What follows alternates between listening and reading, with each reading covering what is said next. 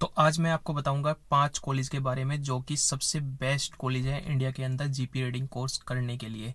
अगर आपको GP reading करना है तो उन्हीं 5 कॉलेज से करना चाहिए। क्यों करना चाहिए? क्योंकि यही 5 कॉलेज ऐसे हैं जो आपको 6 मंथ की जीपी रीडिंग कराते हैं और जीपी रीडिंग कराने के बाद आपको 100% जॉब गारंटी देते हैं। पहले नंबर पे आता है आपका TS रहमान।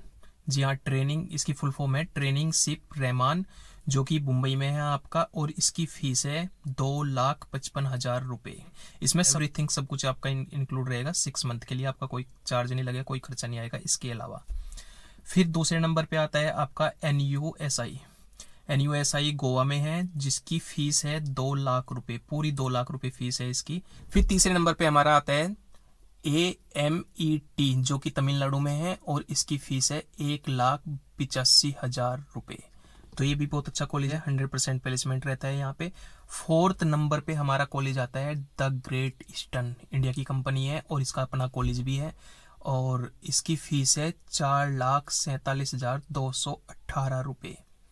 ठीक है। फिर 5 नंबर पे आता है, 5वें नंबर पे आता है SCI MTI। गवर्नमेंट की कंपनी है, SCI कंपनी का नाम है the shipping corporation of India, और कॉलेज है इसका MTI। इसका अपना ही कॉलेज है, MTI maritime training institute Mumbai के अंदर, और इसकी फीस है 4,50,000 रुपये। अच्छा, इस वीडियो में मैंने आपको बताया कि जीपी रीडिंग के कोर्स करने के लिए बेस्ट 5 कॉलेज कौन से हैं, क्योंकि 5 ही हैं बस, 5 के अलावा कोई नहीं है। बाकी कोई भी कॉलेज प्लेसमेंट नहीं देते हैं, सब फर्जी है, बकवास है, कोई फायदा नहीं होगा आपको मर्चेंट नेवी ज्वाइन करने के लिए। अच्छा, अब हम इसकी एलिजिबिलिटी की बात कर लेते हैं। किसी भी बोर्ड से आपने 10th पास किया हो, 40% आपके टोटल नंबर आने चाहिए, 40% से ऊपर, कम नहीं होने चाहिए 40% से। ज़्यादा कितने भी हो चलेगा, 100/100 हो, कोई दिक्कत नहीं है, लेकिन 40% से कम नहीं होने चाहिए। ठीक है। और इंग्लिश में, साथ ही साथ इंग्लिश में भी 40% से कम नहीं होने चाहिए। मतलब टोटल एग्रीगेट आपके नंबरों का 40% होना चाहिए मिनिमम, और इंग्लिश में भी, साथ ही साथ इंग्लिश में भी 40% आपके होने चाहिए। इसका मतलब ये है कि आपके एग्रीगेट, मतलब टोटल तो है आपके 70% नंबर, किसी में 80 नंबर, किसी में 90% नंबर, किसी में 50-70, इस तरीके से। लेकिन इंग्लिश में अगर आपके 39 नंबर भी हुए टोटल, तो आप एलिजिबल बिल्कुल भी नहीं हो, ये याद रखना। ठीक है। आप वीडियो को ध्यान से सुन लेना, दोबारा से रिपीट करके सुन लेना अगर आपको कोई डाउट है तो। साथ ही साथ अगर आप 12th पास हो, 12th में भी सेम वही, एनी स्ट्रीम, कोई भी आपकी स्ट्रीम होनी चाहिए, कोई भी साइड होनी चाहिए, तो उसमें भी सेम वही आपके 40% एग्रीगेट होने चाहिए टोटल परसेंटेज, और साथ ही साथ इंग्लिश में भी आपके 40% से कम नहीं होने चाहिए, सेम वही 12th में भी वही है। अच्छा, दूसरी चीज़, इसमें हम एज की बात कर लेते हैं। अब ये तो मैंने बताया आपको पढ़ाई से रिलेटेड एलिजिबिलिटी। दूसरी चीज़, आपकी एज कितनी होनी चाहिए।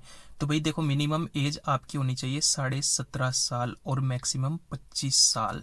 और जो ये फर्जी एकेडमी खुली हुई है ना दिल्ली नोएडा गाजियाबाद में, ये सब 28 साल तक, 40 साल तक के लड़कों को भी लेते हैं। आपकी एज बताते हैं 17.5 साल से 28 साल, 30 साल, 35 साल तक के लड़कों को भी लेते हैं, बोलते हैं एज लिमिट इतनी होती है, लेकिन वो जीपी रीडिंग की एज आपको बता ही नहीं रहे हैं। जो कि जीपी रीडिंग की, अगर आप DG शिपिंग अप्रूव्ड कॉलेज से, किसी भी अप्रूव्ड कॉलेज से करते हो, तो वो 25 से ऊपर आपको लेगा ही नहीं बिल्कुल भी। तो एज की बात हो गई। फिर आपकी आती है आई साइट।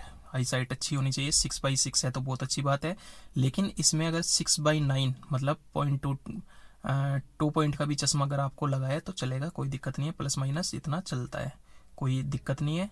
बाकी आपके पास सारे डॉक्यूमेंट्स होने चाहिए 10th के। आपकी अगर आपने 10th किया है तो 10th के डॉक्यूमेंट्स कंप्लीट होने चाहिए, 12th किया है तो 12th के साथ आपके डॉक्यूमेंट्स कंप्लीट होने चाहिए। हाँ, एक चीज़ इसमें मैं रिकमेंड आपको ज़रूर करूँगा कि अगर आप 10th में हो अभी, तो आप 11th और 12th अपनी मैथ, फिजिक्स, केमिस्ट्री के साथ कंप्लीट करो। उसके बाद मर्चेंट नेवी में जाने के लिए आप सोचो, DNS करने के लिए, या BSc नॉटिकल साइंस करने के लिए, या फिर मरीन इंजीनियरिंग करने के लिए सोचना, क्योंकि ये बेस्ट है। ऑफिसर्स लाइन में जाते हैं। मर्चेंट नेवी में आप जीपी रीडिंग से भी ऑफिसर्स बन सकते हो, इंजन डिपार्टमेंट में भी और डेक डिपार्टमेंट में भी, लेकिन इसके लिए आपको बहुत ज़्यादा पढ़ाई करनी पड़ेगी, बहुत ज़्यादा मेहनत लगेगी आपको। जीपी रीडिंग करने के बाद 6 मंथ की जीपी रीडिंग होगी, उसके बाद ऑन बोर्ड आपका जो सेलिंग होगी, आप सबसे पहले ऑर्डिनरी सीमैन बनते हो, ट्रेनी OS बनते हो, उसके बाद OS बनते हो, फिर एबल सीमैन बनते हो, इस तरीके से होता है। उसके बाद 36 महीने आप कंप्लीट करने के बाद आप एग्ज़ाम दे सकते हो, जो कि इंडिया में बहुत ज़्यादा डिफ़िकल्ट है, बहुत ज़्यादा। मतलब ये मैं आपको डिमोटिवेट नहीं कर रहा हूँ, लेकिन ये सच्चाई है मर्चेंट नेवी की और जीपी रीडिंग की कि आप ऑफिसर बन सकते हो, बट बहुत ज़्यादा टफ है, बहुत ही ज़्यादा टफ है। तो आप ये मान के चलो कि लाखों में जितने भी एक बैच में बच्चे होते हैं टोटल इंडिया में, उनमें से एक मुश्किल से निकल पाता है पूरे साल में। जितने भी पूरे इंडिया में बच्चे जीपी रीडिंग करते हैं, उनमें से एक ही ऑफिसर बन पाता है, एक ही मुश्किल से। मतलब बहुत ज़्यादा टफ है, हद से ज़्यादा टफ है। या तो फिर अगर आपको आसान बनाना है तो फिर आपको यूके जाना पड़ेगा, लंदन वगैरह जाना पड़ेगा उसके लिए, कोर्स करने के लिए। तो वहाँ पे भी आपका पैसा बहुत ज़्यादा खर्च होगा, तो आप देख लेना अपने अकॉर्डिंगली। लेकिन बाकी इनके अलावा, इन 5 कॉलेज के अलावा आप किसी कॉलेज में मत फंसना, क्योंकि अगर आपको जीपी रीडिंग करना है तो यही 5 कॉलेज बेस्ट है। इनकी सबकी डिटेल वेबसाइट में आपको डिस्क्रिप्शन में डाल दूंगा, आप चेक कर लेना, चेकआउट कर लेना। तो इसके अलावा आप किसी भी एकेडमी के चक्कर में बिल्कुल भी मत पड़ना। आप ये इंस्टाग्राम, यूट्यूब या फेसबुक देखने के बाद आप अप्लाई मत किया करो कहीं पे भी। कोई भी कॉलेज, इंस्टीट्यूट जो अच्छे कॉलेज होते हैं टॉप 5, टॉप 10, वो कहीं भी इस तरीके की बातें नहीं करते हैं, ना ही कोई पोस्ट करते हैं कि मर्चेंट नेवी में वैकेंसी निकली हुई है या फिर निकलने वाली है या फिर आप अप्लाई करो। ये सब फर्जी है, इनके चक्कर में, इनके माया जाल में बिल्कुल नहीं फंसना है। और इसके बाद हम बात कर लेते हैं कि जब आप जीपी रीडिंग कंप्लीट कर लेते हो 6 मंथ की, तो फिर आप शिप में जाते हो, 100% प्लेसमेंट रहेगा। आपको किसी भी दलाल को पकड़ने की जरूरत नहीं है, ना ही आपको नौकरी के बारे में सोचना है कि मेरी नौकरी लगेगी या नहीं लगेगी। कैंपस प्लेसमेंट होगा, कोई दिक्कत नहीं आएगी। द ग्रेट ईस्टर्न एससीआई के तो अपने सिर्फ है, कोई दिक्कत नहीं आएगी आपको, अपनी कंपनी में वो रखते हैं। टीएस रहमान से आपका 100% प्लेसमेंट होगा, एनयूएसआई से भी आपका 100% प्लेसमेंट होने वाला है।